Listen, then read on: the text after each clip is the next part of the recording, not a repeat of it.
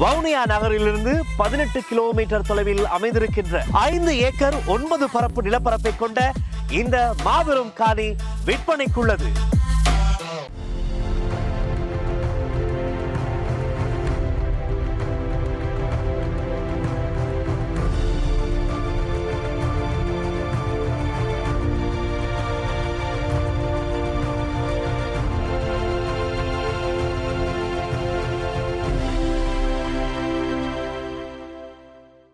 வணக்கம். இது ஐபிசி தமிழின் செய்தி வீச்சு. இன்றைய செய்தி வீச்சிலும் இலங்கை மற்றும் உலக நிலவரங்கள் காத்திருக்கின்றன. மழை விட்டாலும் தூவானம் விடாத குறையாக ரணிலின் அல் ஜசீரா அதிர்வுகள் தொடர்கின்றன.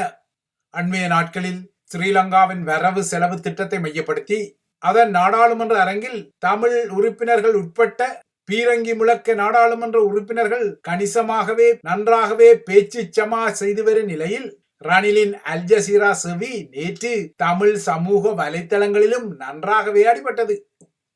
தமிழர்களின் சமூக வலைத்தளங்களில் ரணில் கழுவி ஊற்றப்பட்டாலும் இத்தாலியின் விலை உயர்ந்த ஃபெராரி வாகனத்தின் சாரதி அனுமதி பத்திரத்தை வைத்திருப்பதாக கூறியவர் அல் ஜசீராவுடன் மோதி விபத்துக்கு உள்ளாகி சிதறி போயுள்ளதாக ஏகேடிஆரின் அரசாங்கமும் ரணிலை எள்ளி நகைத்தாலும் அல் ஜசீரா செவியில் ரணில் பிதற்றியதாக குறிப்பிட்டாலும் ரணிலின் கருத்துக்களில் சில மாத்தி யோசிப்பாணிகளும் இருக்கத்தான் செய்தன. குறிப்பாக தமிழர்களின் பெருகுதிரப்பலியில் ஸ்ரீலங்கா படைத்துறை சார்ந்த வினாக்களுக்கு பதிலளித்த போது இந்த விடயத்தை நன்றாகவே அவதானிக்க முடிந்தது. இது நிச்சயமாகவே ரணிலுக்கு உள்ள வைலிஃபோக்ஸ், அதாவது தந்திரோபாய நரி என்ற அடைமொழிக்கு பெருமை சேர்ப்பதாகவும் இருக்கக்கூடும்.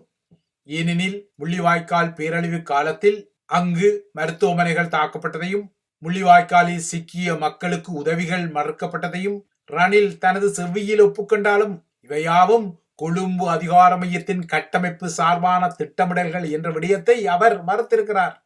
தமிழ் மக்கள் குறிப்பிடுவது போல முள்ளிவாய்க்காலில் நடந்த இவ்வாறான தாக்குதல்கள் not part of a pattern, அதாவது திட்டமிடப்பட்ட தனித்துவமான நிகழ்வு அல்ல, மாறாக இவையாவும் ஐசோலேட்டட் இன்சிடென்ட் எனப்படும் மீண்டும் நடக்க முடியாத நிகழ்வின் அடிப்படையானது எனவும் ரணில் நிறுவ முனைந்தார். இவ்வாறான ஐசோலேட்டட் இன்சிடென்ட் விழிப்புகளின் நோக்கம் இவ்வாறான சம்பவங்கள் மூலமாக பாதிக்கப்பட்ட சமூகத்தின் ஊடாக நீடித்த தாக்கங்கள் தமது அதிகார மையத்தை தீண்டுவதை தடுப்பதும் மறுத்துரைப்பதும் ஆகும். அத்துடன் ஒரு சம்பவம் தனிமைப்படுத்தப்பட்ட சம்பவமா என்பதை உறுதிப்படுத்த அது இடம்பெற்ற பின்னணியும் ஆய்வு செய்யப்படும் என்பதால் முள்ளிவாய்க்காலில் இடம்பெற்ற தாக்குதல்கள் எல்லாம் தனிமைப்படுத்தப்பட்ட ஒரு ஒற்றையான நிகழ்வே தவிர இவ்வாறான தாக்குதல்கள் எல்லாம் தமிழர்களை படுகொலை செய்ய வேண்டும் என்ற நோக்கத்தின் அடிப்படையிலானது அல்ல என்பதையும் ரணில் குறிப்பிடுகிறார். ஆகையால் ரணில் விக்ரமசிங்க அல் ஜசீரா செய்தியில் திணறியதாகவும் திக்கியதாகவும் குறிப்பிடுவோர் ரணிலின் இந்த ஐசோலேட்டட் இன்சிடென்ட் கிரைம் என்ற விழிப்பு நிலை மற்றும் அதற்கு பின்னால் சொல்லப்படும் கருத்தியலையும் நோக்கிக் கொள்ள வேண்டும்.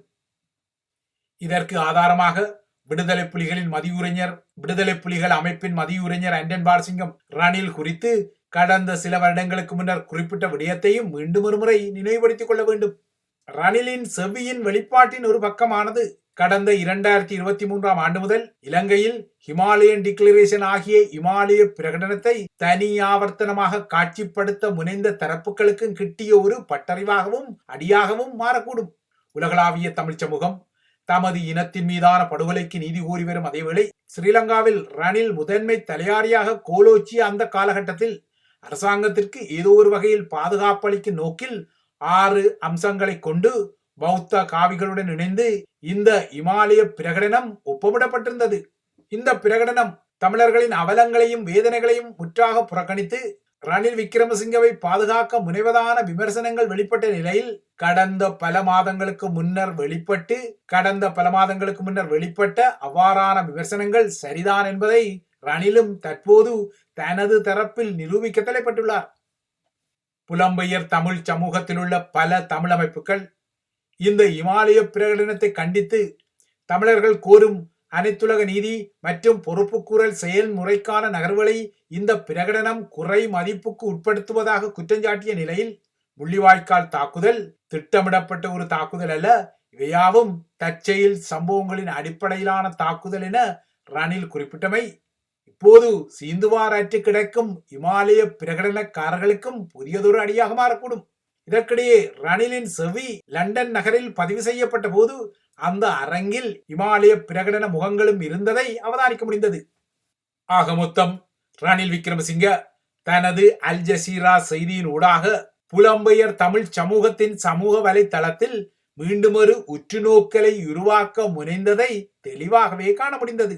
இன்று மார்ச் மாதம் 8ஆம் தேதி அனைத்துலக ரீதியில் அனைத்துலக பெண்கள் தினம். இந்த மார்ச் 8ஐ மையப்படுத்தி இலங்கையிலும் பெண்களை சிறப்பிக்கும் பல நிகழ்வுகள் நடத்தப்பட்டாலும் ஸ்ரீலங்காவின் காவல்துறை மற்றும் புலனாய்வு துறைகளுக்கு தண்ணி காட்டி வரும் பாதாள உலக கும்பலைச் சேர்ந்த பெண்ணான இஷாரா சிவந்தியும் இன்றைய மார்ச் 8 அனைத்துலக பெண்கள் நாளிலும் ஸ்ரீலங்கா காவல்துறைக்கு பரபரப்பான வேலையை வழங்கியுள்ளார். இப்போது சிவந்தி தெற்கு கடல் வழியாக இந்தியாவின் கேரளா மாநிலத்துக்கு தப்பி சென்றிருப்பதாக ஸ்ரீலங்கா புலனாய்வாளர்கள் கருதுகின்றனர். சிவந்தி உள்ளூரில் மறைந்திருப்பதாக கூறப்பட்ட 200 இடங்களில் ஸ்ரீலங்கா காவல்துறை சல்லடை சோதனைகளை நடத்திய போதிலும் சிவந்தி குறித்த தகவல்கள் இதுவரை முறையாக கிட்டவில்லை. தப்பிச் சென்ற சிவந்தி தனது கைத்தொலைபேசி தொடர்பாடலை முற்றாக துண்டித்திருப்பதால் அவர் இருக்கக்கூடிய இடம் குறித்து எந்த துப்புக்களும் தமக்கு கிட்டவில்லை என காவல்துறை கையை பிசைந்து கொள்ளுகிறது. இதற்கிடையே சிவந்தி மன்னார் அல்லது புத்தளம் கடல் பரப்பு வழியாக தப்பிச் சென்றிருக்கலாம் என ஸ்ரீலங்கா காவல்துறை கருதிய நிலையில் அதற்கு மாறாக சிவந்தி தெற்கு கடற்பரப்பால் தப்பிச் சென்றதாக கருதப்படுகின்றது. தெற்கு கடற்பரப்பால் சிவந்தி தப்பிச் சென்றதாக தற்போது கருதப்படுவதால் இதற்கு சில மேலிட புள்ளிகளின் உதவிகளும் வழங்கியிருக்கலாம் என்ற ஐயங்களும் உள்ளன. இந்த நிலையில் இந்தியாவில் தான் ஒளிந்திருக்கும் போது தனது அவசர செலவுகளுக்கு உதவி கொள்ளும் என்ற அடிப்படையில் சிவந்தி அநேகமான நகைகளை கொள்வனவு செய்து தன்னுடன் கொண்டு சென்றுள்ளதாகவும் குறிப்பிடப்படுகிறது. தப்பிச் செல்ல முன்னர் களுத்துறையில் உள்ள ஒரு நகைக்கடையில் அவர் $500,000 இலங்கை ரூபாய் பெறுமதிக்கு நகைகளை கொள்வனவு செய்து அந்த நகைகளை இந்தியாவில் விற்பனை செய்து தனது தலைமறைவு வாழ்வுக்குரிய செலவீனத்தை ஈடுகட்ட அந்த பணத்தை அவர் பயன்படுத்திக் கொள்வதாகவும் ஸ்ரீலங்கா புலனாய்வாளர்கள் தற்போது கருத்து தெரிவித்துள்ளனர். இவை இலங்கை தொடர்பான பதிவுகள்.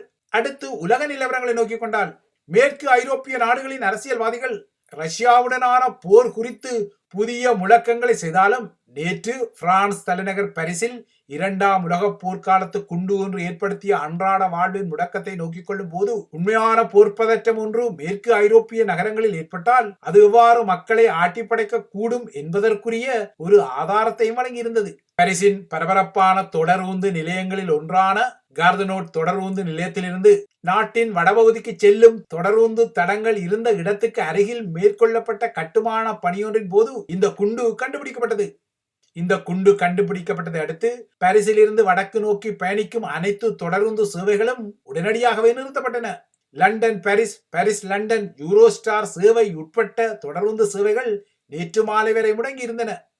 உள்ளூர் சேவைகள் நேற்று மாலை படிப்படியாக ஆரம்பிக்கப்பட்ட போதிலும் இன்று காலைதான் London Paris, Paris London, Eurostar தொடர்ந்து சேவை ஆரம்பிக்கப்பட்டிருந்தது.